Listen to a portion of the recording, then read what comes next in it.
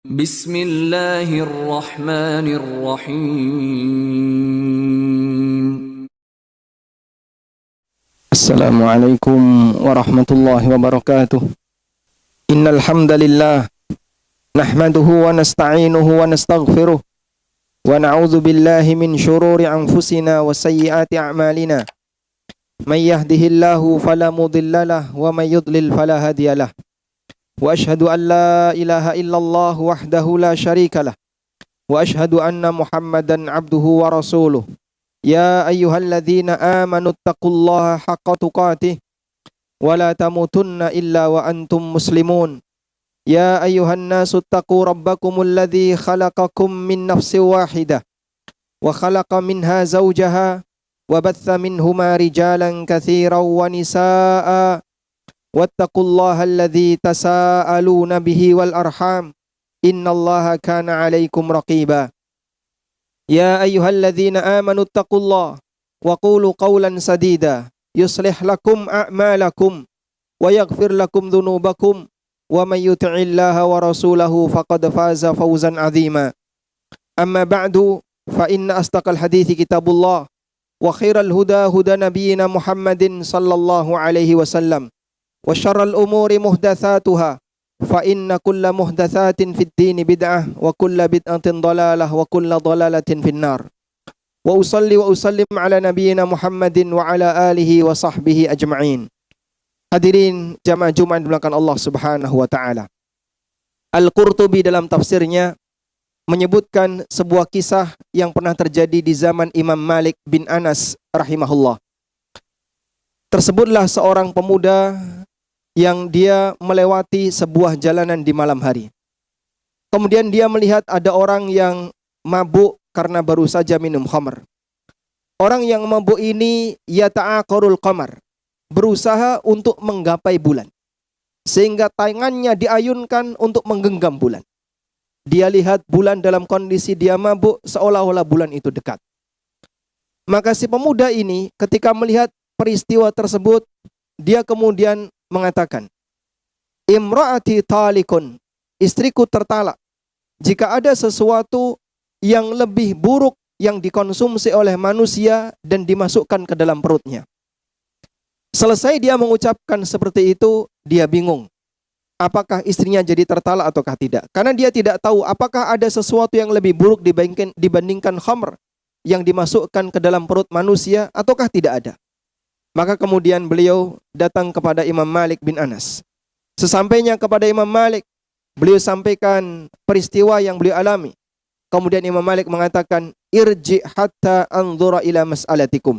Silahkan kamu pulang, akan aku pelajari terlebih dahulu kasus yang kamu alami. Kemudian di lain kesempatan, pemuda ini ketemu dengan Imam Malik. Ketika Imam Malik ketemu dengan pemuda ini, beliau menyampaikan, imra'atuka talikun, istrimu jadi tertalak. Lalu Imam Malik mengatakan, atasaffahu fi kitabillah fama wajadtu syai'an ya'kuluhu ar-rajulu adarra minar riba. Aku membuka-buka kitabullah dan aku tidak menjumpai ada sesuatu yang lebih buruk yang dimakan oleh seseorang melebihi ketika seseorang itu makan riba. Li'anna Allah yaqul, karena Allah Subhanahu wa taala berfirman, fa illam taf'alu fa'dhanu biharbim minallahi wa rasulih. Kalau kalian tidak mau meninggalkan riba, maka umumkan untuk perang dengan Allah dan Rasulnya. Jamaah dimulakan Allah Subhanahu wa taala. Apa yang dipahami oleh Imam Malik bin Anas rahimahullah, seorang ulama kibar yang kita kenal, Imam Darul Hijrah, merupakan salah satu di antara bukti bahwasanya riba adalah makanan yang tingkatan haramnya dalam posisi paling tinggi. Kita bisa lihat ada banyak sekali hal yang diharamkan oleh Allah untuk dikonsumsi, seperti darah, bangkai, hewan yang disembelih untuk selain Allah, binatang yang mati karena tercekik, karena terjatuh, dan yang lainnya. Termasuk salah satunya adalah khamr. Namun dari sederet sesuatu yang diharamkan oleh Allah tersebut, tidak ada satupun yang diberi ancaman. Siapa yang tidak mau berhenti mengkonsumsi A, B, C, dan beberapa makanan yang haram lainnya, Allah tidak memberikan ancaman dengan perang selain satu, yaitu mereka yang makan riba. Karena itulah jamaah dimulakan Allah, mengkonsumsi riba dosanya lebih besar dibandingkan orang yang minum khamr. Dosanya lebih besar dibandingkan mereka yang makan daging babi maupun makan bangkai atau yang lainnya. Karena mereka yang mengkonsumsi riba mendapatkan ancaman tantangan perang dari Allah Subhanahu wa taala. Ayat-ayat yang menyebutkan tentang ancaman orang yang mengkonsumsi riba dan makan riba banyak sekali. Allah Subhanahu wa taala juga mengatakan, alladzina ya'kuluna ar-riba la yaqumuna illa kama yaqumul ladzi yatakhabbathu asyaitanu minal mas. Orang-orang yang makan riba la yaqumun, maka mereka tidak akan bangkit di hari kiamat, illa kama yaqumul ladzi yatakhabbathu asyaitanu minal mas, kecuali seperti bangkitnya orang yang kerasukan setan. Yang kata Ibnu Abbas radhiyallahu anhuma, akilur riba yub'atsu yaumal qiyamati majnunan yukhnak. Pemakan riba kelak di hari kiamat akan dibangkitkan oleh Allah Ta'ala dalam kondisi majnunan yukhnak, dalam kondisi seperti orang gila dan dia tercekik. Dan jamaah dimulakan Allah, Allah memberikan ancaman perang bagi mereka yang tidak mau menghentikan makan riba. Dalam kondisi ketika dia dikumpulkan di padang mahsyar, kata Ibnu Abbas radhiyallahu anhuma, yuqalu li akilir riba yaumal qiyamah, akan dikatakan kepada orang yang makan riba kelak di hari kiamat, khudh silahaka lil harbi, silahkan ambil senjatamu untuk perang. Anda bisa membayangkan dalam posisi ketika di yaumil akhir, dalam posisi ketika manusia di padang mahsyar, mereka sangat membutuhkan kasih sayang Allah, mereka butuh pertolongan Allah, mereka butuh ampunan dari Allah. Namun ada di antara hamba Allah yang mendapatkan ancaman perang dari Allah, ditantang perang oleh Allah Ta'ala. Ini menunjukkan bahwasanya orang semacam ini dijauhkan oleh Allah Subhanahu wa taala dari pertolongannya. Wal iyadzu billah. Selanjutnya jamaah dimulakan Allah Subhanahu wa taala, hukuman bagi orang yang makan riba tidak hanya diberikan oleh Allah di akhirat, bahkan sudah diberikan oleh Allah ketika di dunia.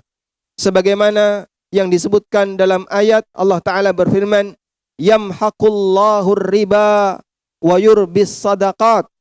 Allah membinasakan riba dan Allah menumbuhkan sedekah. Kata Al-Hafidz Ibnu Katsir rahimahullah ta'ala dalam tafsirnya, bahwa yang dimaksud Allah membinasakan riba ada dua kemungkinan. Yang pertama, bi ayyudhibahu bil kulliyah min yadi sahibihi. Allah Subhanahu wa taala hilangkan harta hasil riba itu dari tangan pemiliknya. Dan terbukti banyak sekali kasus di mana ada orang yang jatuh miskin padahal sebelumnya dia punya banyak sekali materi disebabkan hasil dari harta riba. Sampai dikatakan oleh sebagian ulama seperti Ibnu Daqiqil Id, hadza minal mujarrab, bahwa ini terbukti dalam realita di lapangan.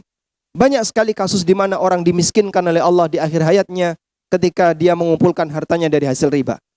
Yang kedua, kata Al-Hafidz Ibnu Katsir, Allah membinasakan riba, bentuk yang kedua adalah Allah Subhanahu wa taala mencabut keberkahan harta itu. Fala yanfa'u li sahibihi bi syai', sehingga tidak memberikan manfaat bagi pemiliknya sedikit pun. Dan banyak sekali ada orang yang dia punya harta, namun dia tidak bisa memanfaatkan hartanya karena barangkali dia dalam kondisi sakit sehingga punya banyak pantangan. Dia kaya, dia bisa beli banyak makanan, tapi semua makanan pantangan baginya.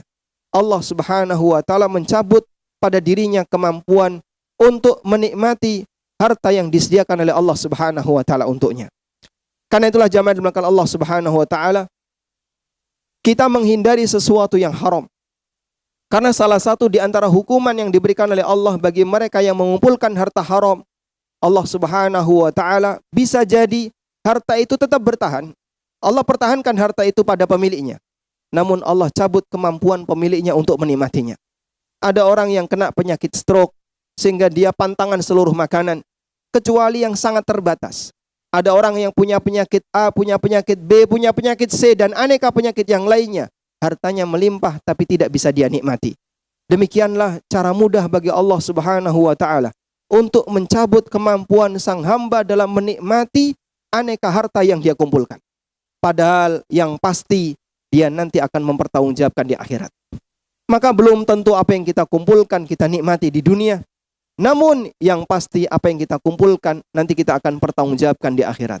Sungguh manusia yang paling rugi di saat dia mengumpulkan sesuatu yang haram, sementara dia tidak bisa menikmatinya, namun dia harus mempertanggungjawabkannya di hadapan Allah Subhanahu wa taala. Demikian sebagai khutbah yang pertama, semoga bermanfaat. Aqulu qauli hadza wa astaghfirullah. Alhamdulillahi wa kafa. Wassalatu wassalamu ala rasulil mustafa wa ala alihi wa sahbihi wa mawalah. Wa ashhadu an la ilaha illallah wahdahu la syarikalah. Wa ashhadu anna Muhammadan abduhu wa rasuluh. Ya ayyuhalladzina amanu taqullaha haqqa tuqatih wa la tamutunna illa wa antum muslimun. Hadirin jamaah Jumat dimulakan Allah Subhanahu wa taala.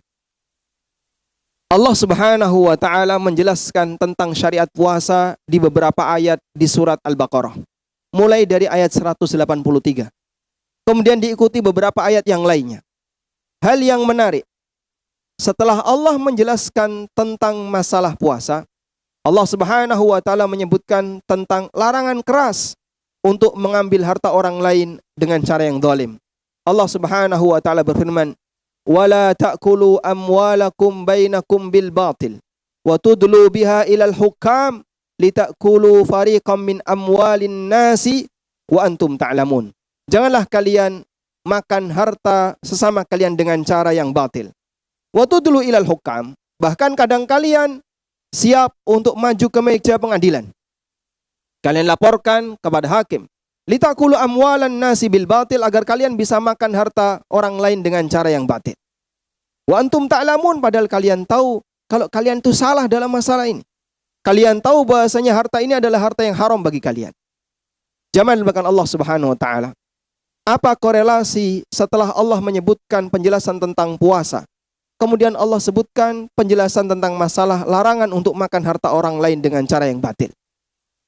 Ketika kita mampu untuk menahan diri dari sesuatu yang hukum asalnya halal, seperti makan, minum, dan hubungan badan, sepanjang bulan Ramadan di siang hari, kita mampu melakukannya selama 1 bulan. Tapi kenapa kita tidak mampu untuk meninggalkan sesuatu yang hukum asalnya haram, baik di bulan Ramadan maupun di luar bulan Ramadan? Demikianlah bentuk mengkonsumsi harta orang lain, makan harta orang lain dengan cara yang zalim. Dan termasuk di antara bentuk kezaliman adalah riba. Karena itu jamaah, solusi yang diberikan oleh Allah Subhanahu wa taala bagi orang yang taubat dari riba, Allah katakan dalam Al-Qur'an, "Fa in tubtum falakum ru'usu amwalikum la tadhlimuna wa la tudhlamun." Kalau kalian bertobat, maka kalian punya hak untuk mendapatkan harta pokok kalian, sehingga dengan demikian kalian tidak mendolimi dan tidak didolimi. Posisi tidak mendolimi dan tidak didolimi, demikianlah solusi yang diberikan oleh Al-Quran. Ketika orang melakukan praktek transaksi yang di situ mengandung kedoliman, salah satu contohnya adalah riba.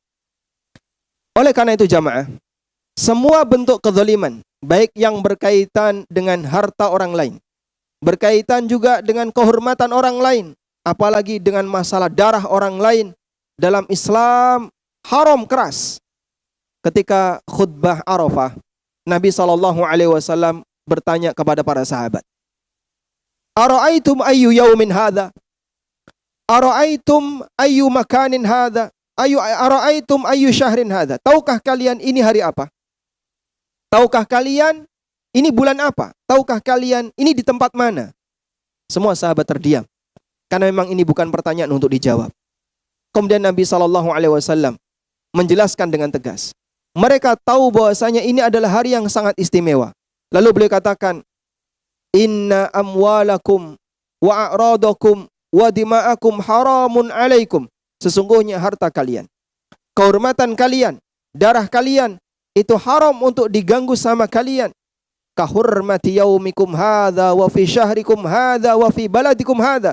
Seperti kehormatan hari ini, kehormatan bulan ini, yaitu kehormatan tanggal 9 di bulan Dzulhijjah, wa fi baladikum hadza, yaitu di tanah haram. Kehormatan yang bertumpuk, kata Nabi SAW, kehormatan seorang muslim sebagaimana kehormatan bertumpuk yang terjadi ketika bulan Dzulhijjah di tanah Arafah. Karena itulah Rasulullah SAW mengingatkan dalam hadis riwayat Abu Dawud dari sahabat Sa'id bin Zaid radhiyallahu anhu, Rasulullah SAW bersabda, "Inna min arbar riba al-istitalata fi 'irdil muslim bighairi haq. Sesungguhnya bentuk riba yang paling parah adalah membeberkan kehormatan seorang muslim tanpa alasan yang benar. Waspada jamaah yang dimulakan Allah. Bisa jadi ada orang yang ketika dia menghadap Allah di yaumil qiyamah, dia tidak merasa pernah melakukan transaksi riba. Tapi karena dulu mungkin ketika di dunia, dia tidak bisa menjaga lisannya dari kehormatan orang lain. Dia tidak bisa menjaga perbuatannya untuk mengganggu kehormatan orang lain. Namun dia ketika di hari kiamat, dia memborong dosa-dosa yang dianggap dalam syariat senilai dengan dosa riba. Karena itu, jagalah yang semacam ini. Hadirin bahkan Allah Subhanahu wa ta'ala, kita menghendaki untuk bisa menjadi seorang hamba Allah yang ketika menghadap Allah, mendapatkan kasih sayang Allah. Dan salah satu di antara wujud yang bisa kita lakukan adalah jadilah hamba nol kezaliman. Hamba nol kezaliman ketika dia menghadap Allah tidak punya beban apapun kepada orang lain. Baik berkaitan dengan beban harta, berkaitan dengan beban kehormatan, apalagi beban yang namanya jiwa. Sehingga ketika kita selamat dari tindakan membunuh orang lain, walhamdulillah. Dan kita tidak pernah mengambil harta orang lain, walhamdulillah. Kita anti dengan riba. Selanjutnya kita jaga diri. Semoga tidak ada yang menjadi korban lisan saya berkaitan dengan kehormatannya, berkaitan dengan harga dirinya, dan seterusnya. Karena semuanya pasti akan dipertanggungjawabkan di yaumil qiyamah. Kita mohon kepada Allah Subhanahu wa ta'ala. Semoga Allah menjadikan diri kita sebagai hamba yang selalu qanaah terhadap nikmat yang Allah berikan kepada kita. Dan dengan sifat qanaah itu, maka kita tidak akan mengambil sesuatu yang diharamkan oleh Allah Subhanahu wa ta'ala. Allahumma salli ala Muhammad wa ala ali Muhammad kama sallaita ala Ibrahim wa ala ali Ibrahim innaka Hamidum Majid. Allahumma ighfir lil mu'minina wal mu'minat wal muslimina wal muslimat al ahya'i minhum wal amwat innaka sami'un qaribun mujibu da'awat ya qadiyal hajat. Rabbana ighfir lana wa li ikhwanina alladhina sabaquna bil iman wa la taj'al fi qulubina ghillan lil ladzina amanu Rabbana innaka raufur rahim. Allahumma aminna fi awtanina wa aslih a'immatana wa wulata umurina. Allahumma a'inhum ala tanfidhi amanatihim. Allahumma arzuq lahum wuzara'as salihin. Allahumma arzuq lahum bitanatas salihin. Rabbana atina fid dunya hasanah wa fil akhirati hasanah wa qina adzabannar. Wa sallallahu ala nabiyyina Muhammadin wa ala alihi wa sahbihi wa sallam. Wa akhiru da'wana anil hamdulillahi rabbil alamin. Wa qumu ila salatikum.